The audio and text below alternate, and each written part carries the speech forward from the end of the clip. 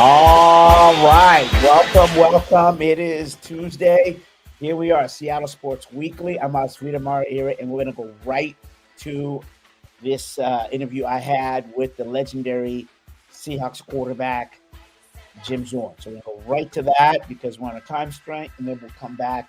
So here is my interview exclusive with Jim Zorn.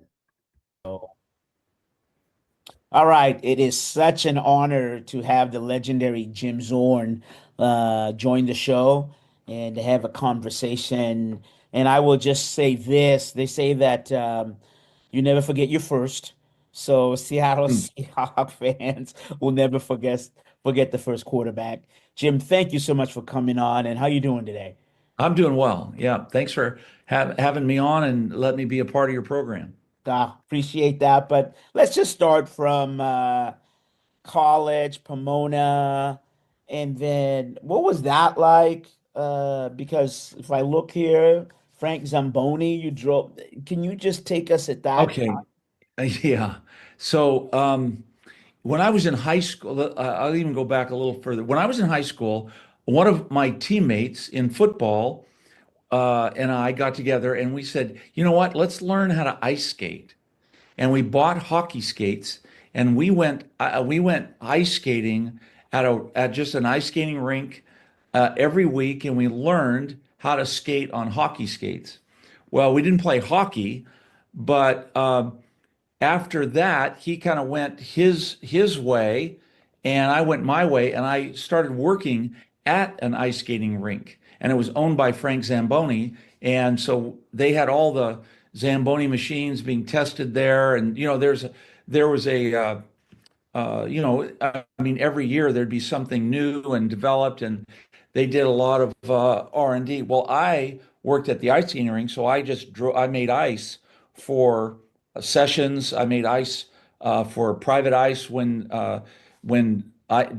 dancers or pairs or singles would come in really early in the morning and rent the ice. I made sure the ice was right. So yeah, so that's how I got involved with ice skating, and I never played hockey, but I at the ice skating rink, it was called Iceland. It's in Paramount, California, Mm. and I did indoor. They had an indoor speed skating team called Demora, and I started to speed skate, and I won some, but I was in the second tier. I was not in the senior A men. I was in the senior B men, and fortunately, because I would never have competed, but it was indoor, short track indoor speed skating, and we had a pretty good team, but you could kind of compete it as an individual, um, and I did that all through. Actually, I did that all through my college experience as well. All 4 years of my college, I worked at that ice skating rink. And I mean, now, it's rare. It was common in your day to have athletes multiple sports. In fact, the coaches are trying to get people to do that. Pete Carroll was one that always talks about that. So, badminton, you talked about speed skating, I was on it. javelin. Yeah, I was on it. So I loved football and I was a football player, but I used a lot of these other sports. I competed really hard in them, what I was realizing when I was competing is that these sports can help me in the sport that I was going to try to continue on all through college, and that was football. So speed skating, it really helped me with with explosion, and it was indoor, so there was the attention to sudden change and strategy and stuff like that. Even in speed skating was amazing, and I did a lot of extra work to become as good as I could as a speed skater. And then when I was at Cal Poly Pomona, Mhm. uh, they had a badminton team. And I thought, if I can learn how to really be competitive in badminton, my footwork, you had to be sudden and you had to be exact. Badminton is just a really competitive sport, and It's so reactionary to even see what's going on and to, just the little touches you have to have, and then the strength you have to have and the movement you have to have. So that also helped me at the quarterback position when I was in the pocket and being more sudden, how to be efficient and things like that. I threw the javelin in track at Cal Poly because the track coach needed a javelin thrower. He didn't have one, and he thought I could, I was a quarterback, so I threw. And so I said, I can't practice with your team because I'm also on the badminton team and I'm also on the football team. I'm working out for football. So I'll throw the javelin, but you have to teach me at off times. And so he did that, and so I competed in meets and a few of the practices. But I threw the javelin. I threw the javelin in track as well. You left two other ones, right? I mean, the frisbee, I can see where that Oh, well, helps, but that's just from being in California. Everybody threw the frisbee around. Now we didn't have ultimate frisbee like they do today. right. They didn't have disc golf. That was kind of a new thing. So yeah, we just threw the frisbee around. What was the other one? Surfing. Yeah, I surfed up and down California. That was a sport that I really wanted to develop more. Uh, that was a weekend sport. I would like to have done that consistently every day, and I wasn't able to. But yeah, I surfed.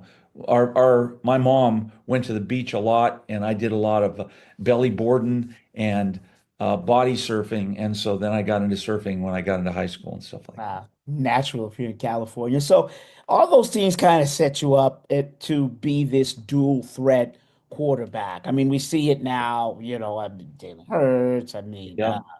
Lamar Jackson, pick one. But you were, I assert that you were probably the first dual threat quarterback that had the designed play, sprint draw. I think, could you talk a little bit about that and what is sprint draw for our audience?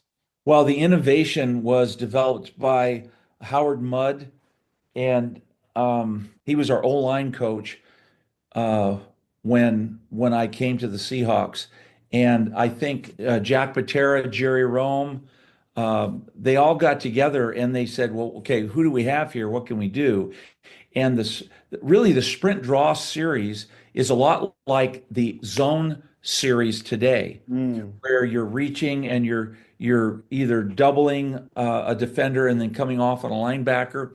But what we did, I had Sherman Smith Yes. behind me, and we had a fullback, uh, several fullbacks that could also be lead blockers or go the other way. And what we did, the sprint draw series was Sherman 7 yards deep. He would go laterally, so he was still at 7 yards, and then he would make a left or right hand turn and come straight up just between, say, the tackle and the tight end.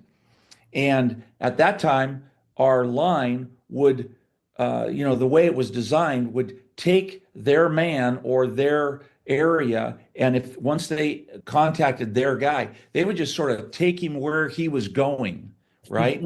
And then Sherman, he would come, I would sprint at about a 45-degree angle and intersect him right when he was making that cut up.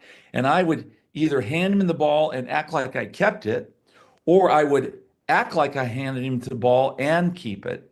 And I could sprint out. And then as I sprinted out and got to the outside, then you had Largent, Sam McCullum, our tight end Ron Howard, and they would be able to run sort of deeper routes. I mean, Steve ran 23-yard routes. Who runs 23-yard routes today? That you run 23 yards and then you come back or you come inside, outside, and but because of the fake and because I had from when I faked until I got to the sideline to make a decision, he could run deeper routes and come back, and we made some hay out of the sprint draw series, then the fake sprint draw, and you sprint out. And also we had play action off of that too, where I would fake the sprint draw and then set up behind the tackle tight end box, and then throw the backside comeback to Sam McCullum or whoever, Steve Rabel. We had all kinds of stuff. And then I could drop back. Uh, but from underneath the center, we did a lot of stuff where I could drop and scramble, where I could fake strong side or weak side sprint draws, keep it or set up. Yeah. It was a great series. It really was. And just as a quarterback, right? Because I mean, part of that is people you're pulling the strings. And how fun was that for you to be able to kind of, play chess master, if you will, the We had a lot of confidence in the fact that it was going to be very difficult for a team to defend us because we just didn't, we weren't sitting in the pocket every single play. We could drop back. We sat in the pocket. I sat in the pocket, but I could sprint out. I could run play action. I could run fake a play one way and nake it away and throw the ball. And probably the thing that might would surprise a lot of people in that time was I could throw going to my right on a full sprint, and I could throw going to my left on a full sprint and complete passes. And I would tell Jerry, listen, don't major on going to my left because I'm left-handed, and don't neglect me going to my right because I'm left-handed. I want you call what you want to call into the boundary, to the wide side of the field, however you want to call it, and I will make myself do it. I will, if I don't do it right early, I'm going to work after practice or before practice and try to get that down. Those are the kinds of mental things that I tried to get into my mind so that the coach would not have to major in my, arm side, if you will. I have 1982. You had one reception for 20. Do you remember that? I looked at all the records. Well, And during my time, and you can go back and look at this as well. We ran a lot of fake field goals because I oh was yeah, the oh yeah, we're gonna go. Yeah, we're okay? gonna get to that. Yeah. So that might have been a fake field goal that was thrown to me. But, Jack Patera was pretty innovative as a head coach, and he dedicated himself in designing fake field goals every single week. And what we have a whole reel of fake field goals throughout the years. And I remember being, holding for the kicker and having everybody on the opposing team saying, watch the fake, watch the fake. And then we'd fake it. We'd fake, it didn't matter. Uh, but there was a unique fake for each game. And some Mm. of those, we never carried them over. It was always designed for that team we were facing. Whatever they were going to do, Jack always had this, he studied it, and we had a fake designed especially for a particular team. If we didn't use it, then I mean, it might have been stored somewhere in his brain, but the next team wasn't going to do the same thing, so we would have a different fake, and he called them because really we needed to. We didn't have such a veteran team or a dominant team, so there were times that we had to keep the ball, and that was one way uh, to kind of instead of punting or instead of kicking the field goal, trying to get us another four downs so we could go try to score. But it just made for exciting, this new franchise expansion. You were always exciting the fans in the Kingdom.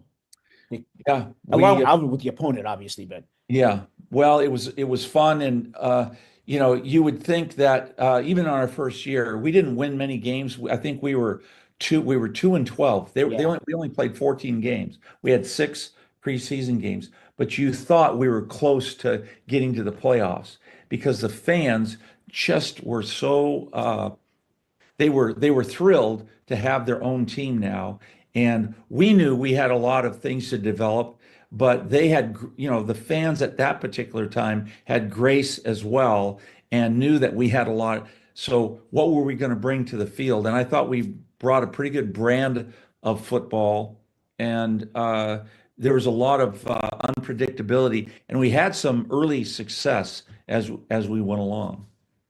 Yeah, and it's always hard, but you finish with Seattle, and then you go to, make sure I got this right. You go to Green Bay for a 1 year. Hmm. yeah, and then Tampa Bay.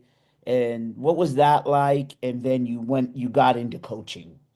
Yeah, well, going to Green Bay, I've always been associated with the Seahawks, so it was hard to go to another team, and yet that was 1985, if you can believe it, and that was the year that the Chicago Bears, who was a rival of the Green Bay Packers, I got to play across from Mike Singletary. I still know Steve McMichael was over there, and I knew these guys were, Refrigerator Perry was on the other side, and you know, uh, there were great. That was a really good football team, and um, they had a particular style of defense that they could play man coverage, and they did uh, because of the talent that they had on that side, and I mean we had a chance to move the ball as well.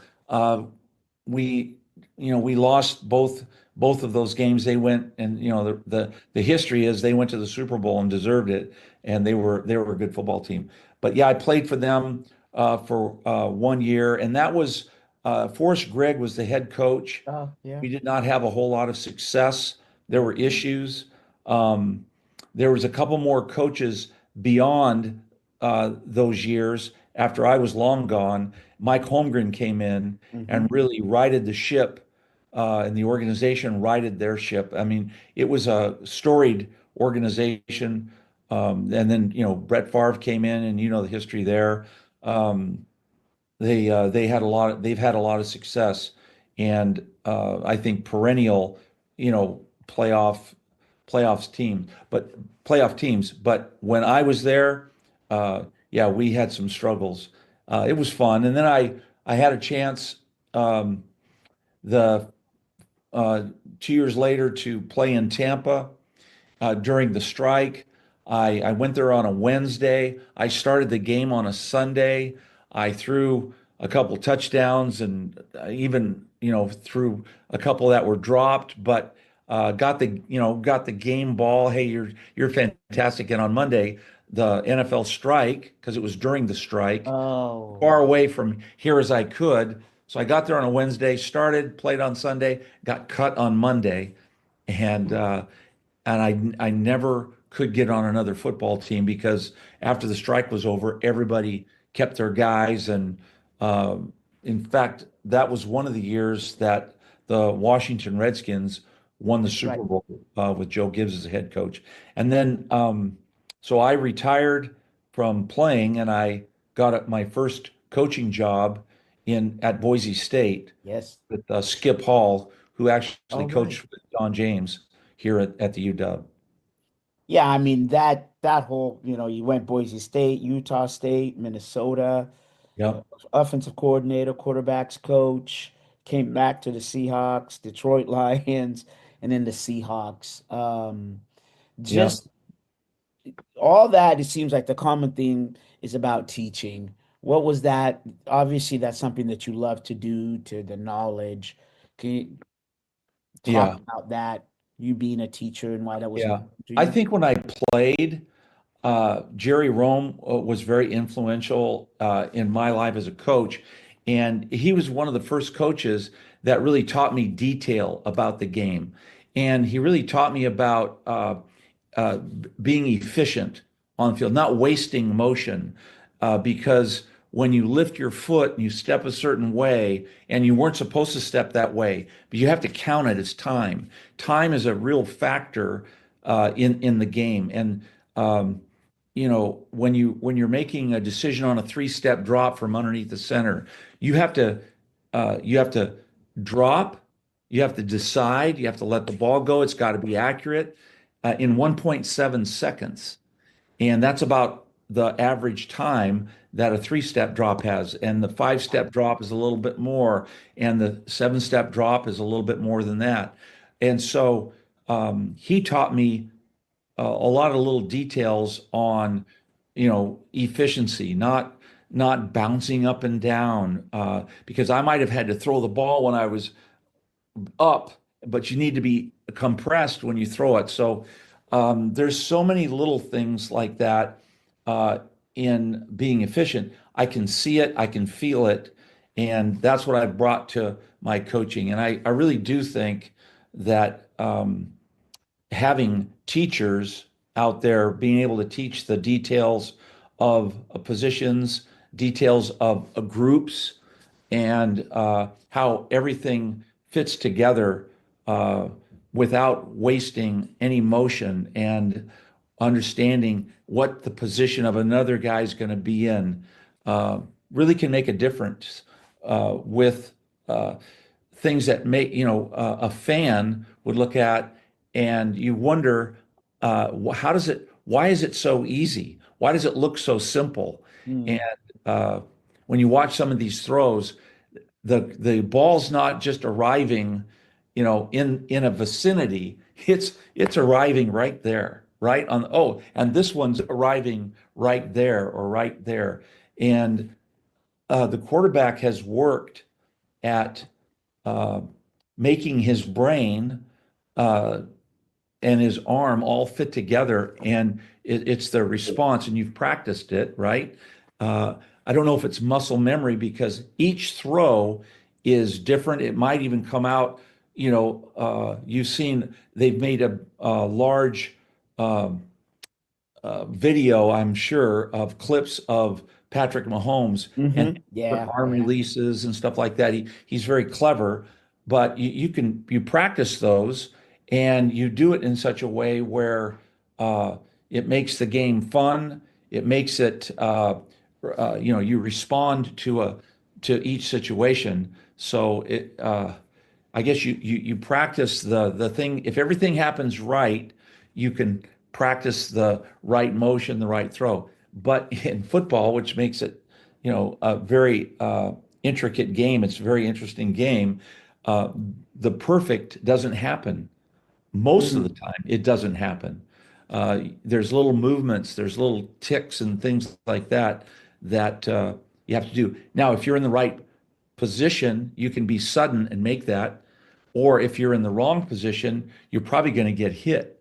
And so that's my job, is to teach the quarterbacks how to be efficient and respond well when adversity happens, right? And there's something and let me know if I get this wrong, but you talked about the execution, going to the mental side of the quarterback, the execution of each play in of itself. And I think you said for a quarterback, you have to live in the present, learn from the past, so that Yeah. way when the future becomes the present, you're ready. Yeah. And so what my job is to make sure that the quarterback hasn't experienced what he's going to experience on the field. He hasn't experienced it for the very first time. You Mm. know, uh, so there's a big package of throws. There's not a few throws. There's a big package of throws, and I can give you an example. Let's say I'll give you an example. Let's say there's a screen called. A screen is a drop that the quarterback wants to make the defense think this is just a normal drop back pass. The linemen, they want the D line to think they've whiffed, that they didn't use the right technique to block their guy. And so they slow him down a little bit, but they let him through. And then they go and kind of go down the line of scrimmage and block for the back who's going to catch the ball. Well, the back, he's going to act like he's blocking, and then he's going to turn. And then the quarterback acts like he's dropping back, and you give this trout look like, oh my gosh, I'm in trouble. And then you throw this screen. and then the linemen lead up the field. So everything you could practice that technique every single time. But what happens is sometimes a guy will whiff and the quarterback Mm. can't drop back and pause and make it look like he's dropping back in the pocket. What he has to do is almost accelerate from the snap of the ball. And he can't stop because that guy's right on him. Well, the back doesn't know it. Only he knows it. And so the back is just going to run his normal screen. So I have to carry the ball a couple extra steps because I didn't hesitate. And I got to stay away from the D lineman who wants to nail me. And then I've got to get my eyes on the back and throw a pass as though it was a normal screen. And then the other scenario is everything's working out right, except when I look out to the back's covered. Now, what do I do with the ball? Because now they have let themselves through. I have retreated, and now I still have to make a decision. So that's one of my war cries in teaching is look before you throw, because I've experienced the idea where I thought everything was right, and I've actually think about what I'm going to say here. I've actually thrown while I'm looking. Right? I'm going to be so slick about this. I'm going to throw while I'm looking. And I've done that and thrown it to a defensive lineman for a pick six. Oh, Right? Because he was in between the back. And once you get that motion going, it's hard to pull that ball back. And, I've screwed that up. But I've learned through that experience to teach, make sure you look before you throw. Right? And so I have to train that into the QB as well. And then I have to train a QB on how to throw the ball away. Do you just throw it up if he's covered, or do you throw it at his feet? And how do you throw that screen? That's one play, and there's probably 70 others or 80 others that you would say, okay, this is this, and we're going to start working. Here's how it is perfectly. But like I said, rarely do things happen in that perfect execution in a game. So what makes it exciting? The decision making, what's going on in that QB that he can execute under that kind of duress. and that's all happening in milliseconds. Everything you described. Yeah, that's right. That's Let's right. go. You got to control it. And that's why Yeah. practice is super important. The experience, in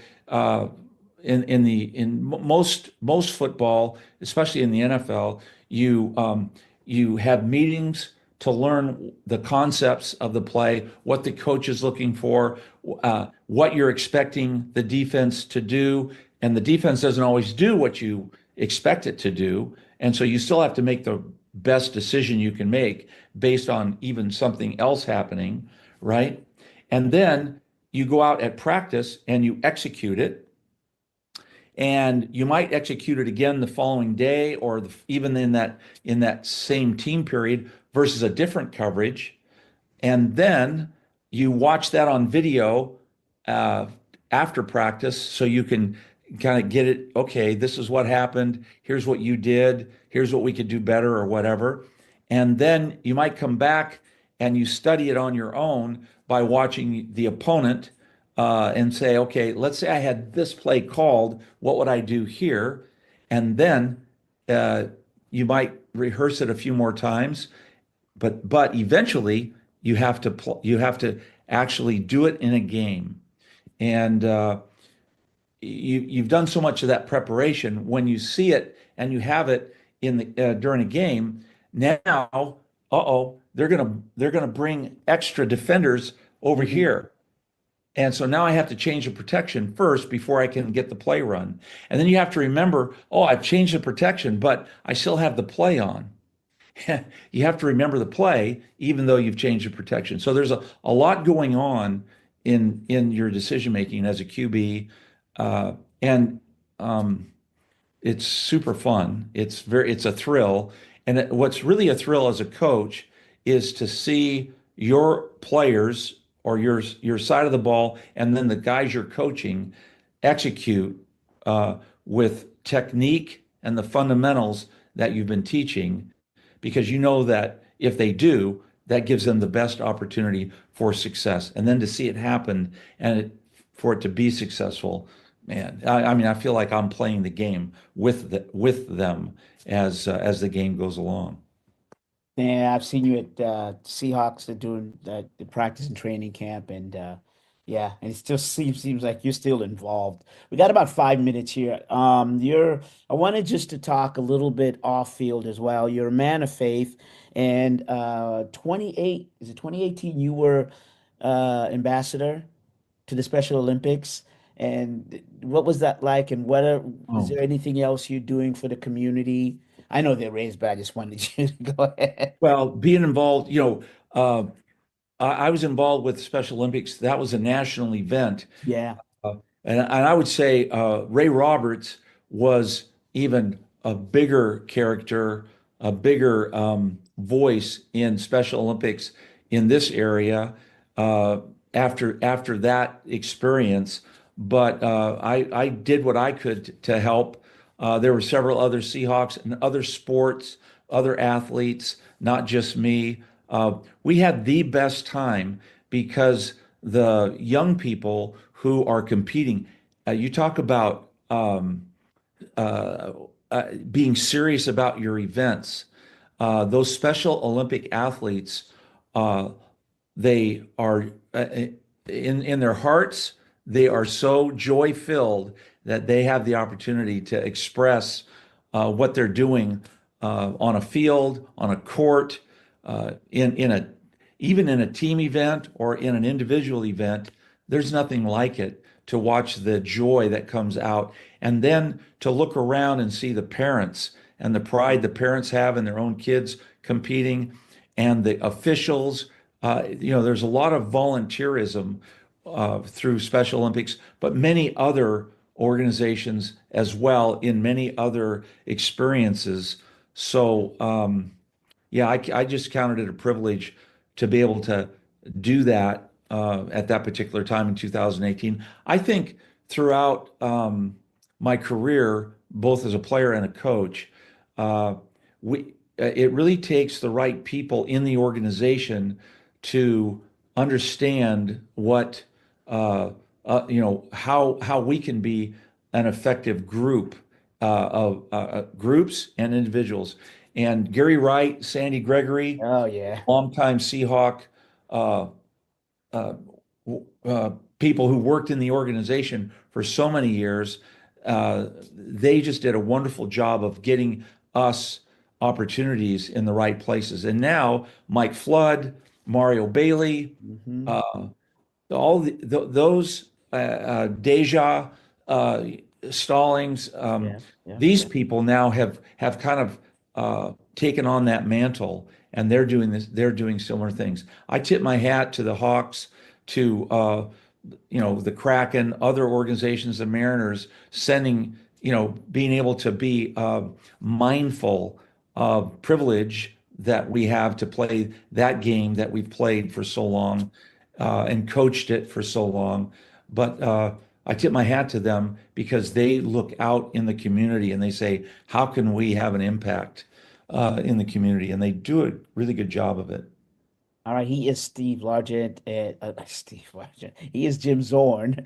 He is a partner of Steve Largent. We Yeah, didn't get to I talk. still am friends with Oops. Steve. Yeah, why don't we get to talk about People, Steve Largent or Steve yeah, Rabel? Staying with yeah, the Steves. Maybe give us an opportunity to invite you back sometime in the future. right But on. it's just been fantastic. Thank you so much for your time, Jim Zorn. Appreciate you having you on. You were super interesting, even asking the questions, because you did some homework that creates an unusual conversation. So I enjoyed it as well. Thanks for having me. All right, so there you go. Yeah, I'm gushing, gushing, gushing, but right now I ain't got time to gush.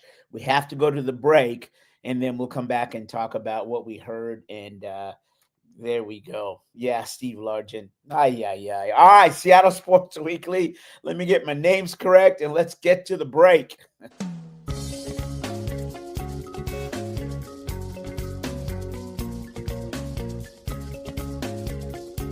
You know you can't get enough of Rainier Avenue Radio.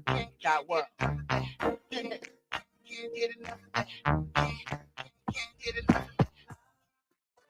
This is a Rainier Avenue Radio message on fentanyl awareness in our community.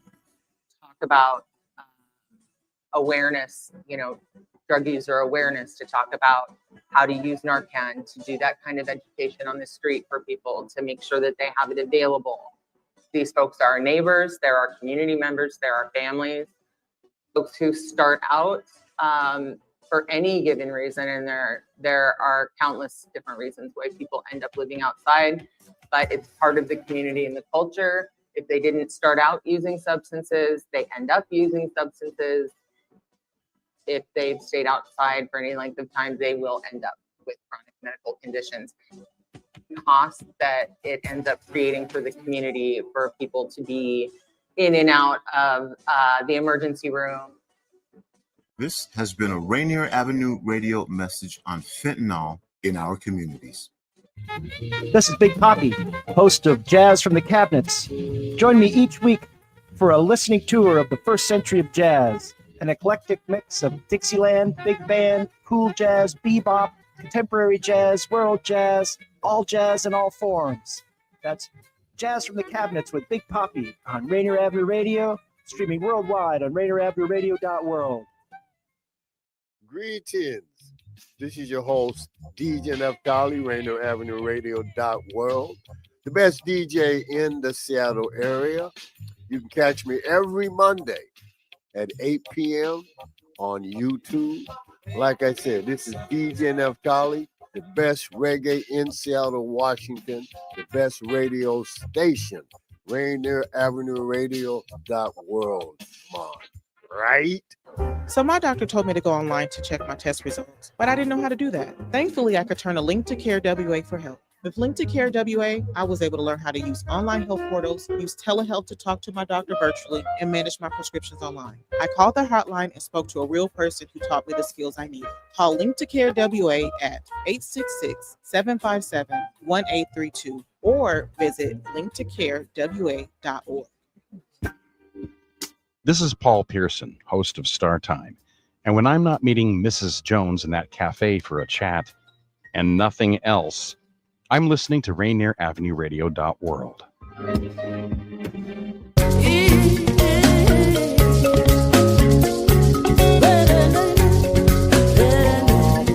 just like that. We are back. Yeah, wasn't that?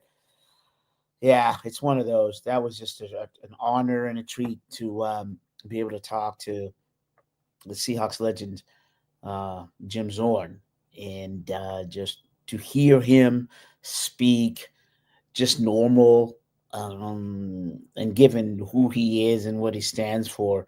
I think that's what's fun about being in this industry, those kind of interviews, and you see people that are humble.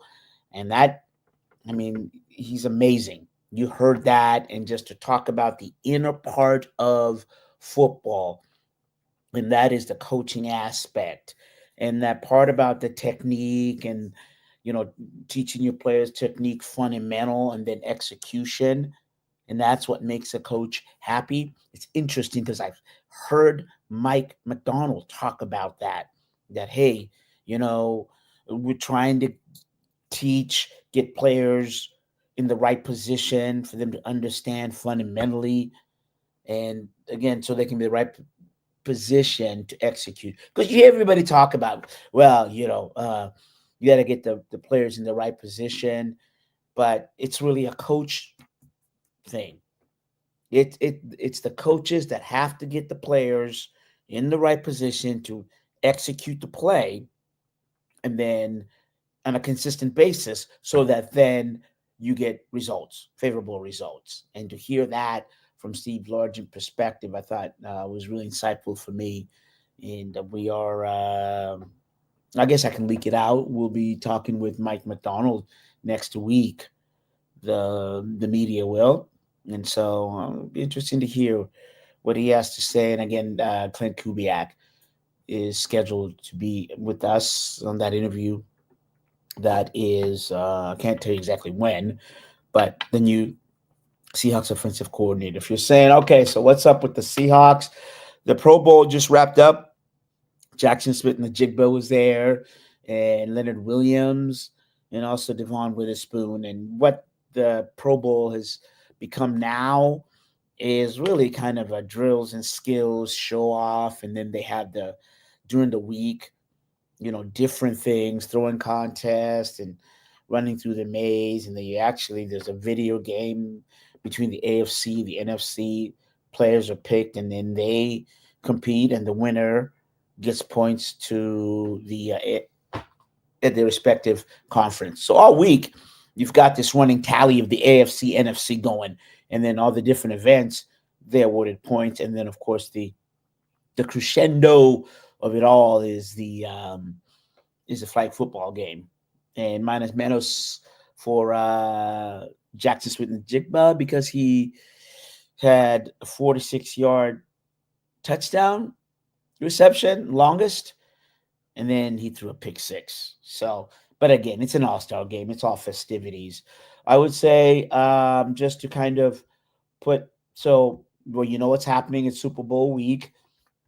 And I admit it's the first time I haven't been at a Super Bowl in a while. And it's good I got to tell you, it's good just to be away. I know everybody thinks it's all that, but it's fun. There's a lot of work to be done, and it's nice to kind of take a look at it from this perspective. All right. I won't bore you with all the details. My point is the Super Bowl is coming up on Sunday. And then once that's done, I've got some important dates for you in terms of what happens next. And so after the Super Bowl, the NFL, I would say NFL Scouting Combine is February the 24th to March the 13th. And that's where you'll see, the coaches, the scouts, taking a look at the players as they go through all the drills and everything else. They get measured and whatnot, have you. And then I should back up. February the 18th is clubs can designate franchise or transition players. So take a look at February 18th. We'll be, I'm sure, somewhere in that week, we'll broadcast. And then kind of it should give us the Tuesday. There you go. It'll give you an idea of where the team is going in terms of what they do with the franchise tag. And then March the 4th, and that's where, again, they can designate franchise or transition players. That's the deadline for that. And then, March 4th, teams can then negotiate with said transition and designated players. And March the 10th to the 12th, that is when unrestricted free agent. It's on.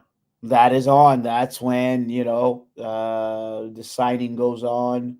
And then March 12th to the first day of the 2025 fiscal year. So, that'll kind of give you an idea.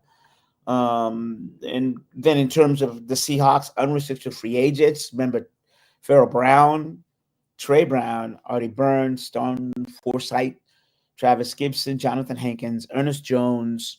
That's one to watch there. Jaron Reed and Lincoln Tomlinson and Kayvon Wallace. So to me, the three names that really stand, Jaron Reed, for the four names that come out there. Kayvon Wallace had a pretty good season, started a couple games, but Lincoln Tomlinson started all the games, the tackle position, the guard position, if you will. Jaron Reed, will they keep him? And I think the biggest one is probably Ernest Jones. That's really the one, they brought him in, the Seahawks did. Amazing. He wants to stay, and they just have to negotiate with that. And he is the middle linebacker. He makes that defense run. So unrestricted free agent. I don't think there's a, Jalen Darden, I should say, and then Josh Job, so cornerback there. But interesting to see.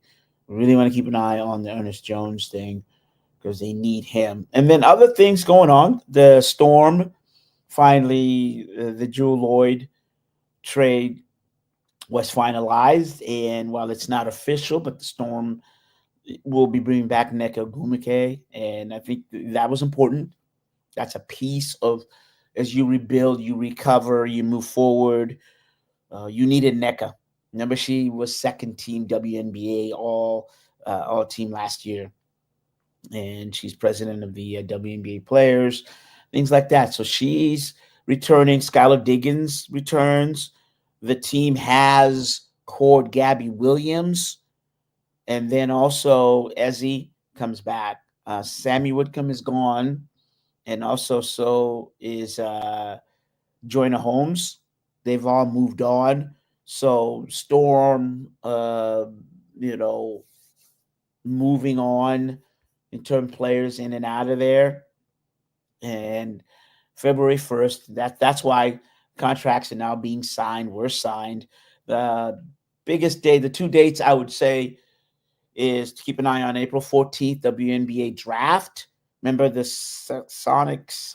I wish the Sonics were drafting, but the Storm will have the second pick that they acquired in a three-way deal between the LA Sparks, the Storm, and Las Vegas Aces. And then April 27th, training camp begins. And then May 16th, the regular season starts for the WNBA. So this is that time of the year where it's all starting to heat up. I got a smile on my face because I love it. Probably had a couple weeks here of just a respite, if you will, but it's on and cracking, as they say, just in terms of, some of these teams. And obviously the Mariners spring training is coming up just around the corner. Jared DePorter gave a long length synopsis just of where the Mariners yesterday, and I'll have more of that for you next week.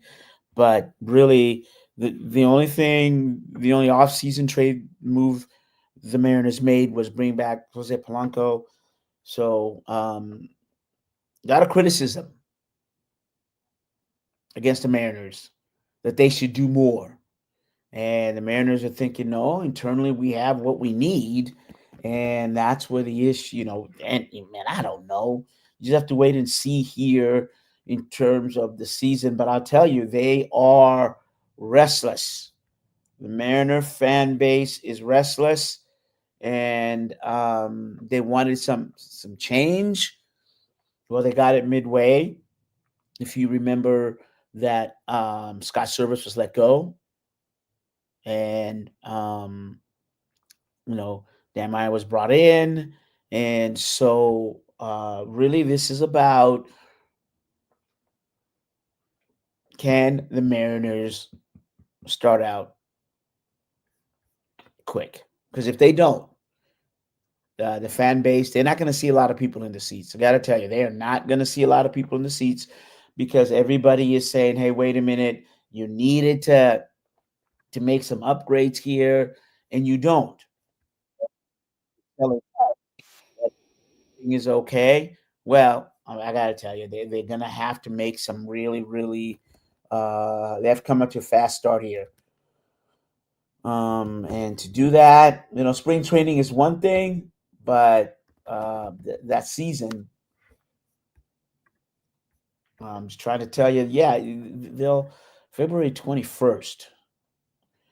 It's less than 3 weeks away, and that's when the Mariners have their first training. That is when they have their first spring training game. So Mariners have to be on par.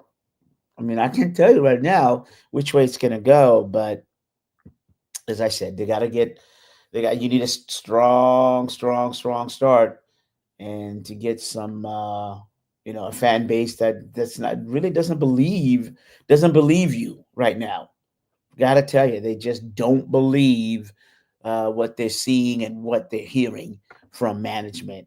It happens with fan bases all the time, and now the Mariners to make sure that they are ready and that their plan will go accordingly.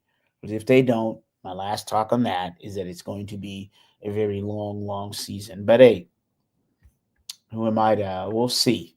And then as far as the Seattle Sounders, we had a press conference with Brian Smetzer and Stefan Fry this morning. And if you where the Sounders at, they've played 2 games in their preseason Marlborough, Spain. Over there, that's where kind of like how the certain teams, the training camp, the preseason, they'll go to sunny weather. Well, the Sounders went. They like to go to Marlborough, Spain. They played 2 games there, and right now they've got 2 more left.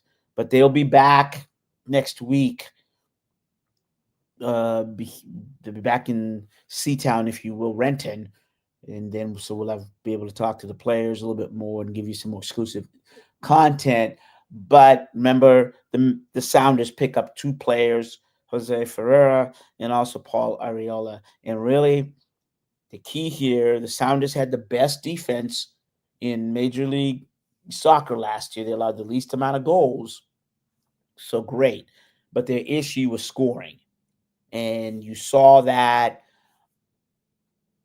part of the issue in terms of what happened with scoring. They were just not getting enough players inside the box. In soccer, when you're trying to attack, when you're going down there and you go from transition, right, you stop the other team, you get the ball to the midfield, and the idea is to quickly get down the pitch. And as you do that, not only do you've got your strong side. Let's say we're facing right, you've got midfielders there and the winger on the right, and you're moving that, and you've got a pivot in the back. What's real critical is that you need the weak side.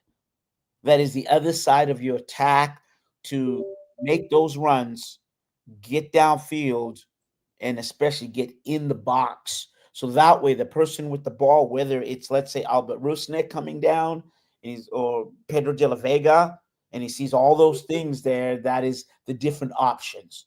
Then he can either take on the defender, pass it to the right, pass it to the left. That was a missing last year in the Sounders attack. They were only one-dimensional. So when you do that, what happens when you're one-dimensional, what do teams do? Teams then are going to, they're going to scout you out. And Brian Smetzer said it this morning, and I should have pulled it up for you, but he said, yeah, towards the end of the season last year, as all teams do, they game plan you, and that happens in any sport. So what do to create diversity in your attack? You get more players in there, and you get players like Jose Ferreira, who can, not only is he quick, but he's also fast. He's quicker than he is faster.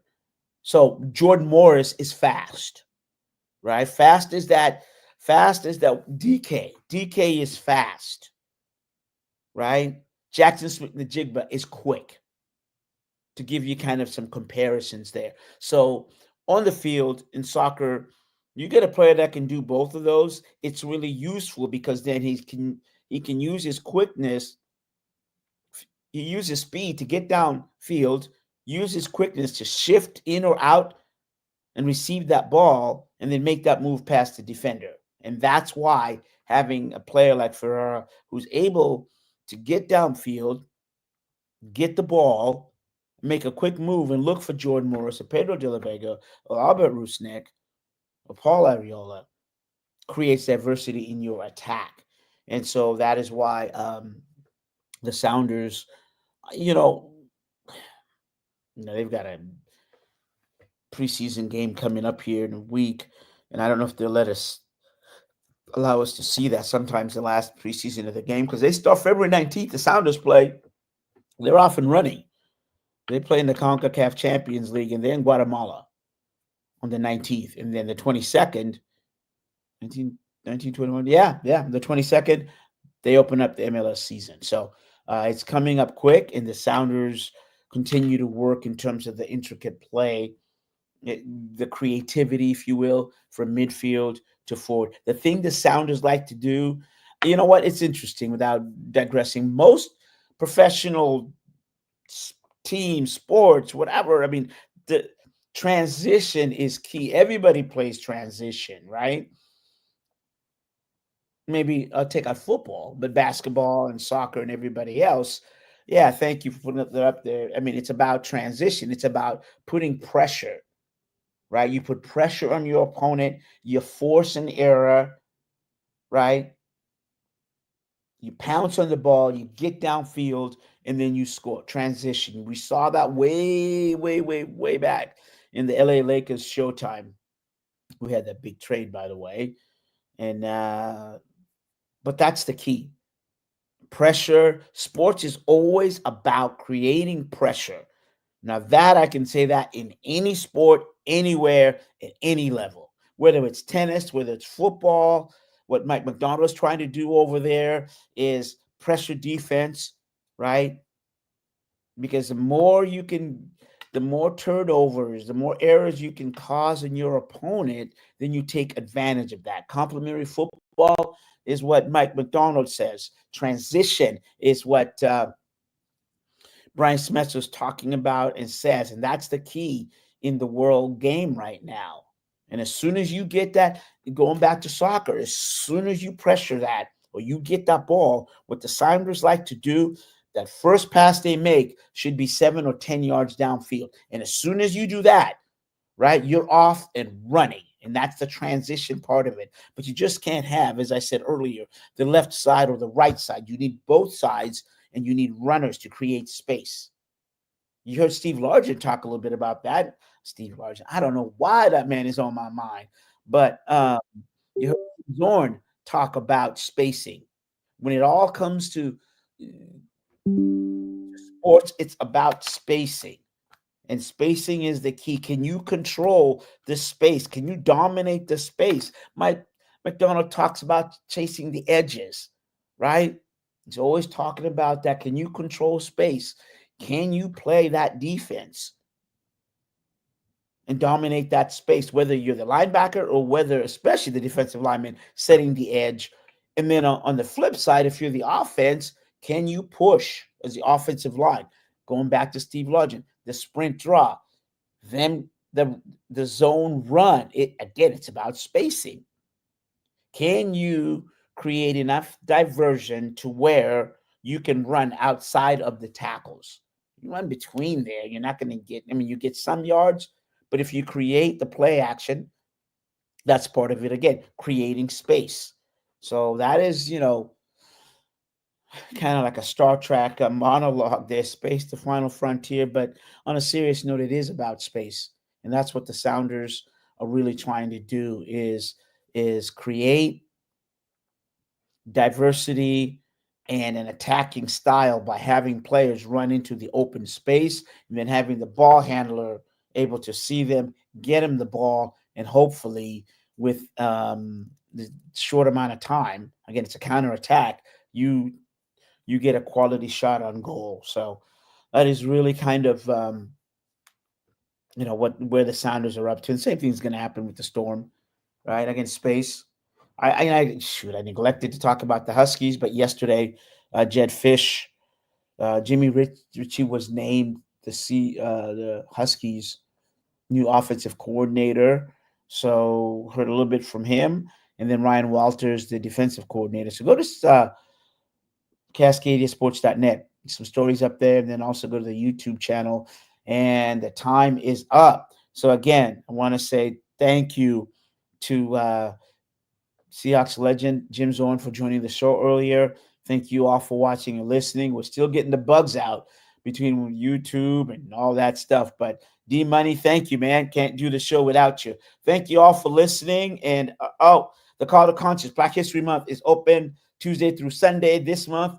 Tours every hour from 11 a.m. to 7 p.m. until the 28th. Look, we need diversity. Stand for it. Be a voice for it. Thank you all.